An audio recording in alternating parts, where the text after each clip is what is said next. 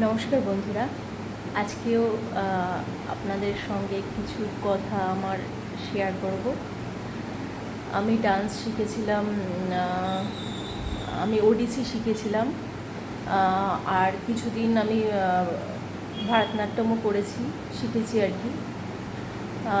তো আমি অনেক স্টেজেও প্রোগ্রাম করেছি।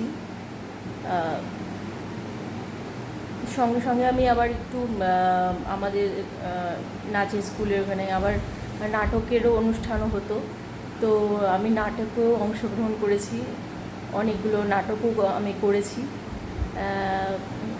তো আমি কিছুটা অ্যাক্টিংও মোটামুটি আমার শেখা হয়েছিল তাতে। আর আমি ক্যালকাটা স্পোর্টস থেকে সুইমিংও করেছি, আমি সুইমারও হয়ে গেছিলাম। আমার ছোটোবেলাটা এইরকমভাবেই কেটেছে। নাচ মাদের যেটা হয় যে সব কিছু মেয়েকে শেখাবে, তো এরকম আমার সুইমিং, নাচ, আঁকা, কিছুদিন গানও আমি শিখেছিলাম। তো আমি মোটামুটি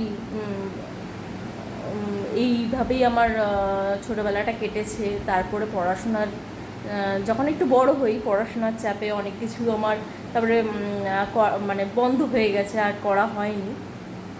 তো আমার মনে মনে ইচ্ছা ছিল যে এইগুলো নিয়ে আরও কন্টিনিউ করা, সেটা আমার সেই স্কোপটা আর হয়নি, সেই সুযোগটা আর আসেনি। তো এই ইউটিউবের মাধ্যমে, সোশ্যাল মিডিয়ার মাধ্যমে আমি আমার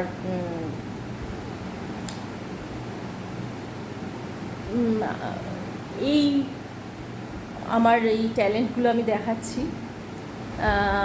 আপনাদেরও ভালো লাগছে এটাতে।